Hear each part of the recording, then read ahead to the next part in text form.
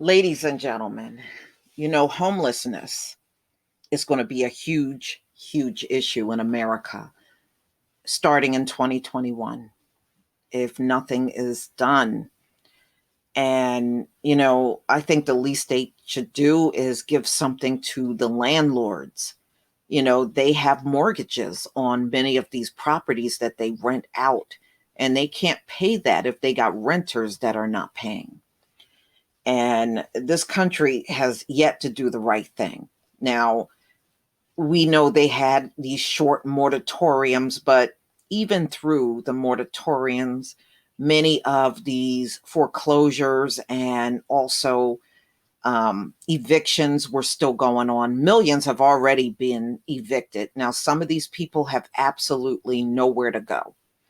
And you got to also factor in many of them are being thrown out when they have COVID. So it is a tough time ahead for America, for real, if they don't do anything. And unfortunately, these politicians are not doing right by the citizens. They can't agree on anything at all. So now there are investors, ladies and gentlemen, that are grabbing up the empty hotels and motels in the country. Many have closed because they are simply not getting enough hotel guests anymore. People are not traveling like they used to.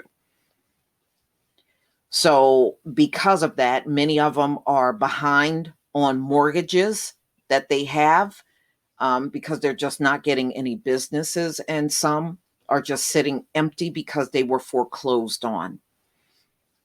So, the hotel industry has suffered a lot during the pandemic. This is the Wall Street Journal, December 22nd, 2020. Investors buying hotels and turning them into rental apartments. And the latest sign of how the COVID pandemic is changing the American real estate market. These buyers are trying to take advantage of the hospitality industry crisis by taking over struggling or foreclosed properties at bargain prices. They are also looking to profit from the rising demand for cheap housing from households forced to downsize during the recession. The small but growing number of hotel conversions. Some properties are also being turned into offices is a symptom of the turmoil the pandemic has caused in the hotel sector. Many properties are shut down or running steep losses because of a drop in travel. Yeah, people are not traveling around like they used to. The share of hotels, they have mortgages. That's the thing. A lot of them out here that you may frequent, they have mortgages and they are delinquent.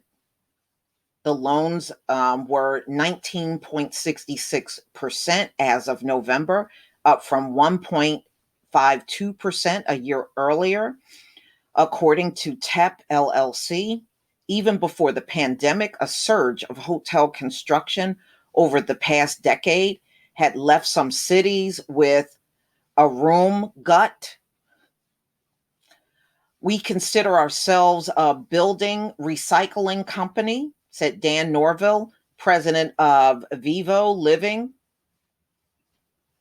The company converted its first hotels into apartments in late 2019 with the former owner of Bigelow Hotel in Ogden, Utah. The property originally built in 1927 with about 112 rooms. Wow. Since the start of the pandemic, Vivo has added three more hotel conversion projects in Mesa, Arizona, South Bend, Indiana, and Winston-Salem, North Carolina. The company is in contract to buy a fourth hotel in San Antonio next year. So they're just buying these properties up and they're taking each room and converting them into apartments. Okay, many of the properties Vivo is looking at are older motels with open air corridors and staircases shunned by big hotel brands. There are so many of these exterior corridor motels throughout the US, and it is a functional, obsolete product type for the hotel industry, Mr. Norval said. But when you look at them and you look at the garden size multifamily right next to it, they're almost exactly the same property, footprint, and type. Ellen Gordon, a principal of the real estate investment company Sheer Capital, which has converted hotels into hundreds of apartments in South Carolina and Texas, as the business plan works best in markets where the price of studios in new buildings have crept up to over 1,000 a month. Hotel size studios can compete in those apartments, compete with those apartments with a 20% discount on rent. So you would be paying probably about 800 bucks opposed to 1,000 for one of these tiny rooms. We are working within the market circumstance to kind of solve an affordable housing problem, even though it is not our business plan to create affordable housing, Mr. Gordon said. The extend stay hotels are ideal for creating a cheaper apartment. Yeah, I stayed in one of those. I think I stayed in one for Radisson a few years ago. And it is an apartment because you have like a little living room, you got the kitchen. Mine had 2 bathrooms, 2 bedrooms. Yeah, it was just like an apartment. And it even had a little balcony. And I was on a business trip in Pittsburgh for a few days, and I stayed in one of these extend stayed hotels. And yeah, so I can see something like that being converted into an apartment. And that seems to be what they're targeting, as well as the motels. Okay. Mr. Gordon said because while they typically measure smaller than the average apartment, they already have bathrooms and kitchenettes built into them. That's true. They really do. A more conventional hotel needs more expensive rebuilding, but even that often takes less than a year and is much faster than building from the ground up, investors said. Since the pandemic, Mr. Gordon is in contract to convert a conventional hotel in Austin, Texas into apartments, having previously finished 3 others. These conversions sometimes require zoning changes that can be time intensive, Gordon said, as he accomplished this in some locations by demonstrating to local governments that the apartments would be among the most affordable in the market.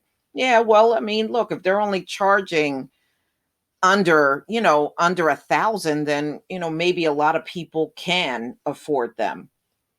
In many cases, hotel rooms are just large enough to qualify as the smallest housing unit allowable under zoning law, said Jonathan Needle, president of real estate investment, Kairos Investment Management,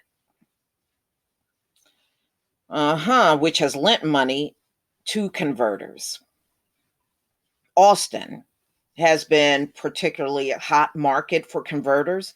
The city has an average rent of about $1,500 a month, according to data from Yardi Matrix, a level that makes it difficult for many young professionals to have places of their own. The whole millennial thing of spending 40 to 50% of your income on rent, it just doesn't make any sense, said Lee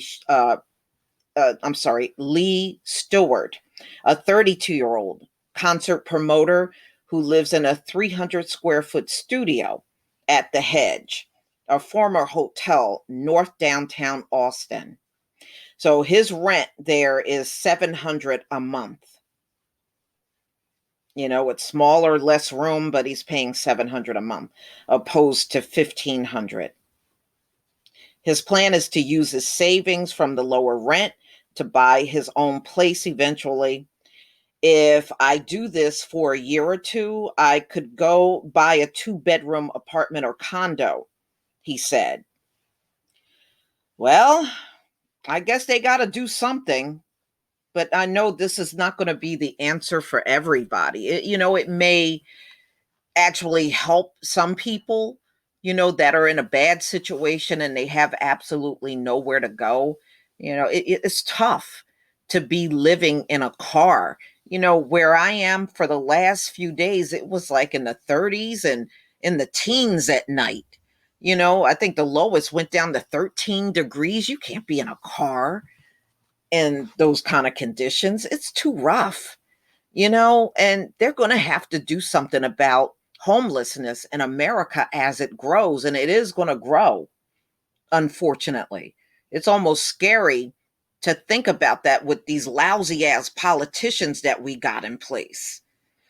But y'all, please tell me what you think about hotels and motels being converted over to apartments in America and made affordable. Wow. Never thought I would see this. Please leave your comment and subscribe. Don't forget to hit on the notification bell, and I'll see you on the next video. Peace, family.